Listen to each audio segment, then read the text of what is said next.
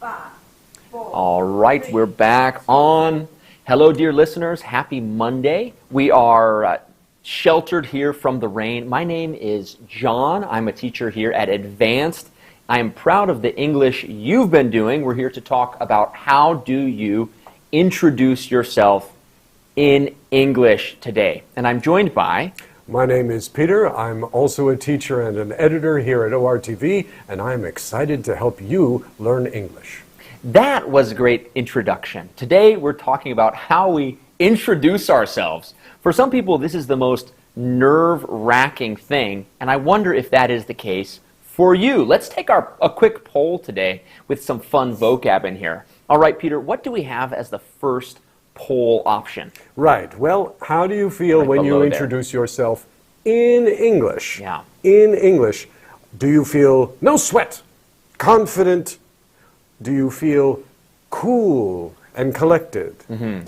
Do you feel some nerves, or do you feel positively clammy? Oh, let me just go. Yeah, positively clammy. Okay, so what do these mean? First of all, no sweat. That makes sense, right? I'm not even sweating. That's an expression we use. If someone asks you to do something, let's say your mom says, oh, can you do the dishes? You say, no sweat, Mom. It means not a problem. I've got this.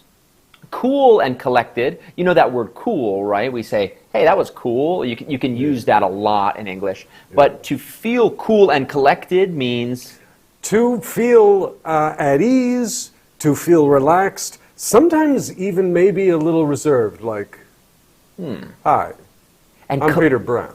Collected. Nice to meet you. What are we talking about? That's cool. You know, it's kind of the opposite of warm, which is like what John is all the time.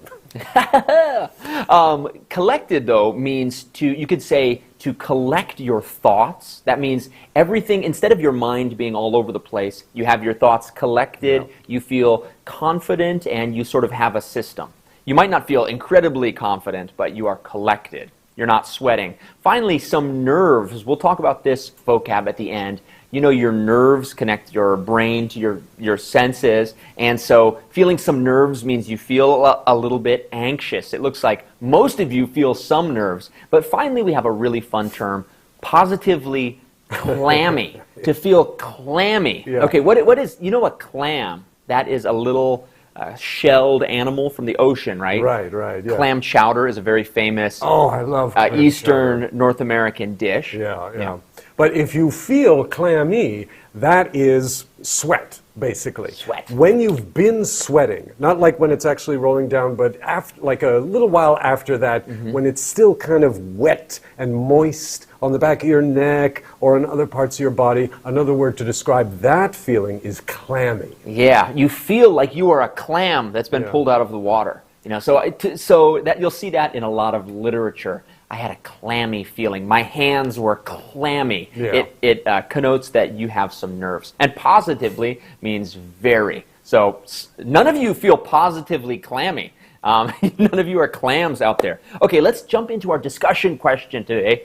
Join along, look below. How should you introduce yourself in English? Share any stories, funny or serious. I know some of you have stories out there, and I'd really love to hear that. Alan, hi. Thank you for your congratulations. By the way, for those of you that don't know, my wife just had our third child, and that was that was 2 weeks ago, and time has flown by. He's healthy, a little baby boy, Micaiah, M-I-C-H-I-A-H, a good Bible name. He's doing really well. So thank you. It's been a lot of fun. We'll talk about parenting. I missed talking about being a child last time. Yes. Yeah. Well, we'll make up by talking about parenting at some point. Yeah. Well, so let's get into it. How do you introduce yourself? First of all, we've got a fun vocabulary term. I hope this is new. Salutations. If I walk into the room and I say, salutations, friends, what am I saying? Right. Salutations. It's a fancy way of saying hello. Normally, you'll see that it used to be used sometime in talking, maybe about 100 years ago. Now you mainly see it in official letters, if you see it at all. That's right. It's really becoming kind of old-fashioned, moving out of popular use, but you'll get a letter sometimes that begins, greetings and salutations. That's right. I wanted you to know this for two reasons. One is because it's some fun old vocabulary when you get into older English literature, which I'm sure some of you are very interested in. And the other one is because it breaks down into a useful word, salute. If you salute someone, salute them like that. So salutations means formal greetings to you. And it's a fun way. Maybe you could impress your English teacher by saying, "Salutations, ma'am." Yes. Who knows? We have this term greetings also. You can just say greetings, and that is also pretty formal, right? We wouldn't use that in a normal conversation. But for a letter, it would be still quite useful. Right, right. And greetings there, normally you hear it in the verb form, I greet you, or I greeted John when I met him, but it's also a noun. You can send someone your greetings, That's right. And you can just use it for the thing it is, in a way, if that makes sense. You can just say greetings. That's right. And you are greeting someone by saying the word greetings. Greetings, ta-da, there they are. There are my greetings. You can also say season's greetings during the Christmas holiday. Yes. Season's greetings. All right, when you introduce yourself, really in any language, for the first time, you use something called an icebreaker. Let's talk about what that is. When you hear the phrase to break the ice, Right, and that yeah. means to... That's the ice that kind of exists between everyone when they don't know each other, when we're all strangers to each other. We feel a little awkward, we feel a little, stiff, maybe even a little frozen, and so somewhere along the line someone said, hey, it's like ice, There's ice between us, so let's find a way to break the ice, to get to know each other more, and so it doesn't feel so stiff and awkward and frozen. That's right. How do you break the ice? Well, it's important to be natural about icebreakers, not to overthink it. You can always comment on the weather, or you can compliment someone if you feel like they have a cool watch. You might say, "That's a really cool watch. By the way, my name is John, and I work at this company here," etc., etc. Icebreakers just need to be organic and natural. You could crack a joke. Let's say you came through the door and tripped a little bit. You could say, "I almost died there," and then just go on, or just something Start something off simple. with some drama, Some drama. You just witnessed a near-death experience on my part. Hi, Alan. In the old days, I'll just throw this in. In the old days, we used to say, just go up to someone and ask if they have the time. My watch is broken. Nowadays, maybe that's less plausible because we all have super smartphones and they always have the time. But you could still try it sometime. It's like, "Oh, excuse me, my phone's dead. Do you have the time?" And it's like, "Oh, yeah, it's blah, blah, blah. Oh, and say, by the way, blah, blah, blah, blah, blah." And off you go from there. But it's a way to, get someone's attention without saying, "Give me your attention." That's right. And as Alan points out, it is helpful to let people know something about you. Your interests are one thing you can talk about, but you can also describe what you do. Let's talk for a second about a more formal business setting. And let's use two words here and think about these. Work in versus work at. You want to give people a little bit of information about yourself. It's part of being vulnerable, and that helps other people be vulnerable around you. So in an official setting, you can say, "I work in sales," or "I work in marketing," "I work in tech." And then that's different from "I work at." You could say. Yeah, it's interesting. It's kind of a subtle difference, but you work in something when you're talking about your field, your job, your employment. I work in banking, I work in law, but you work at something, it's more specific. I am working at being a better husband. I am working at losing some weight. Yes, it's a more specific project of some sort. Or specifically the name of the company, or yes, where you work. Company. But it does need to be a specific thing versus working in, it would be a general abstract term. I work at Microsoft, but I work in software. That's right. I work in software at Microsoft. So this is a useful way of sharing what you do. Finally, let's talk a little bit about just the psychology of introducing yourself. They say that there's this term first impression we don't have there, but the first impression, an impression typically is how people think about you, to make a good impression or a bad impression. That word impression can also mean a dent. So you could say the foot of the dog left an impression in the mud, and that is the impression. Right. So it pressed its foot into the mud and left a mark. Yeah. So impression. that would be metaphorically how we'd use that. I could say, I made an impression on Peter when I screamed at him. Ah! That left an impression. Yes, yes. A bad impression. A bad impression. So how do you leave an impression? Well, one important thing is eye contact. They say it's important to look someone in the eye for at least 3 seconds. Without talking. Maybe a little bit of talking. Probably some talking. Hi, Alan. I work in engineering at a Japanese company selling image sensors. Very cool. We'd love to hear more about that. But yes, that is exactly right, Alan. Good job. Yeah. So when you first introduce yourself, you could say, hi, my name is John. I work in engineering, blink, blink, at this place. It's also now important to break that eye contact intentionally and subtly. Now, this is more advanced stuff, but you might as well hear it here for the first time. Oftentimes in formal presentation, people that are trained in it try to intentionally break the eye contact just to create that little bit of breathing room. So you look someone in the eye for 3 seconds, then maybe you blink, or maybe you gesture to a sign in the room, maybe you point to your name card, but it's a way of making the first few seconds of your first impression very comfortable. And that really is the key. You want people to feel comfortable around you. So think about that. Direct eye contact for about 3 seconds, and then look away, and then look back. Eye contact is very important.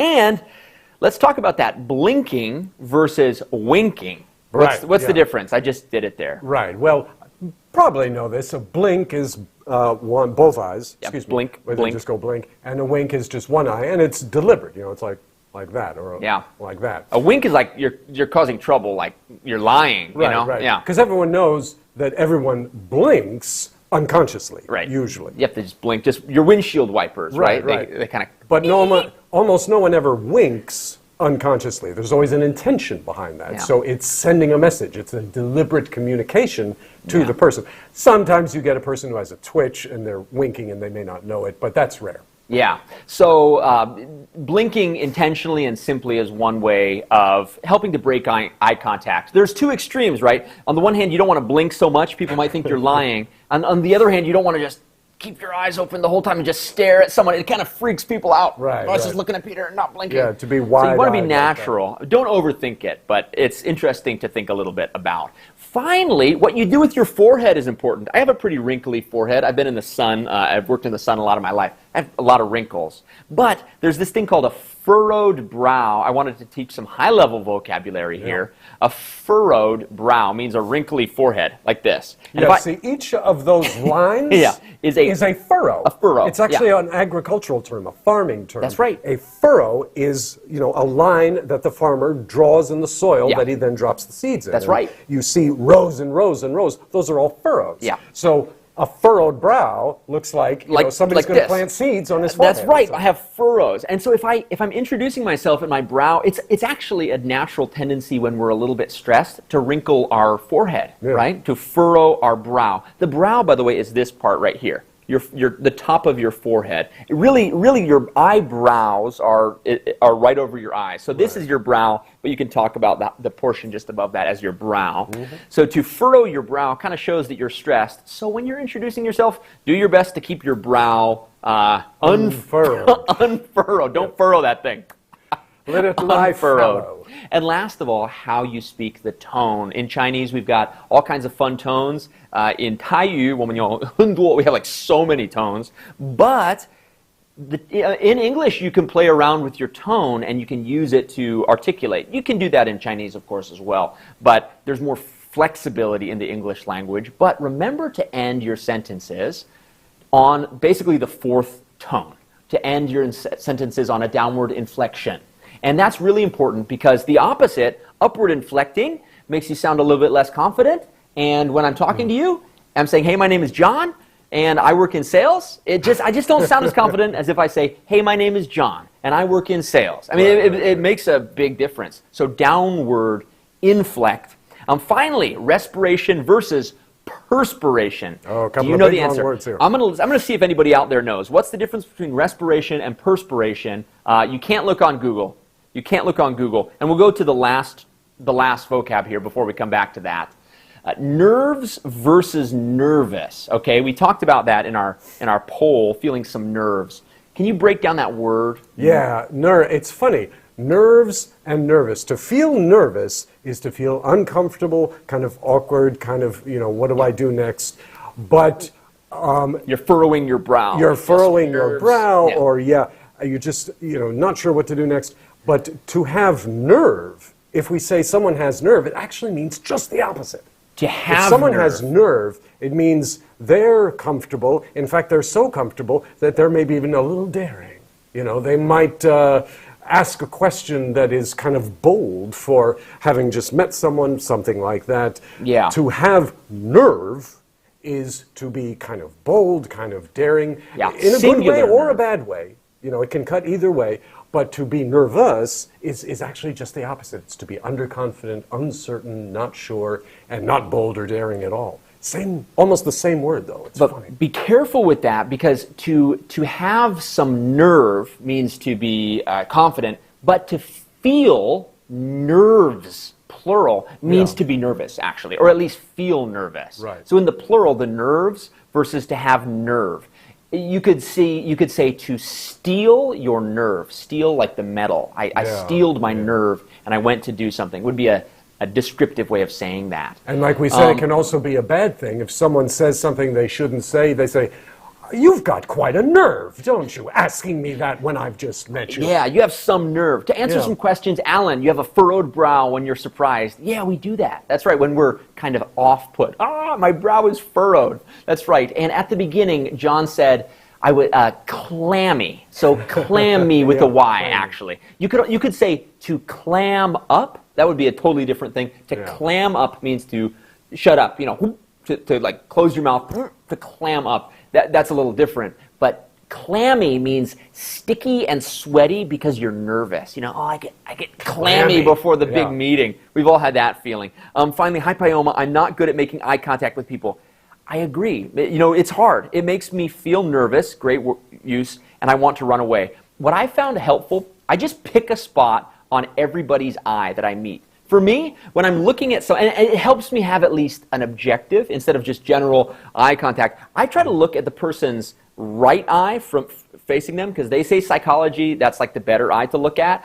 Don't quote me on that. Do your own research. But I pick this eye and I try to look at them just on the bottom part of their pupil. I was in sales for a long time, and so I try to get this down to a science. We can talk more about this later, but I just pick a spot on their eyeball to look at, and it gives me a place. So instead of just generally, eye contact, I focus right on that spot. And that's helpful.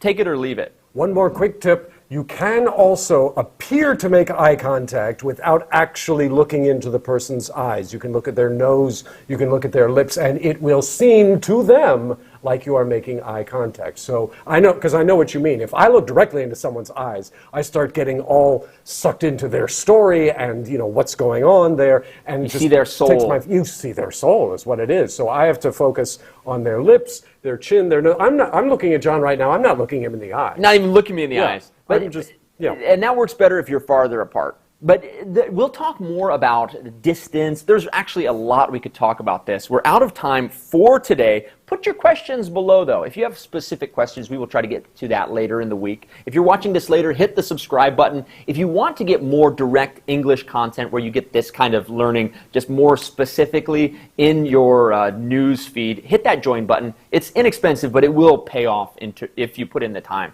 Just click that join button below. I think it's like 200 NT, give or take. So join us next week. I am John. I work in English learning. I'm Peter. I also work in English learning. And I hope, I'm feeling actually kind of clammy. I was feeling a little bit nervous about this live stream. Oh, I'm feeling great, actually. Yeah. I feel cool and collected. We really appreciate you being here, dear listeners. God bless you. We'll see you next week. Adieu. Salutations and farewell. How confusing is that? I should have.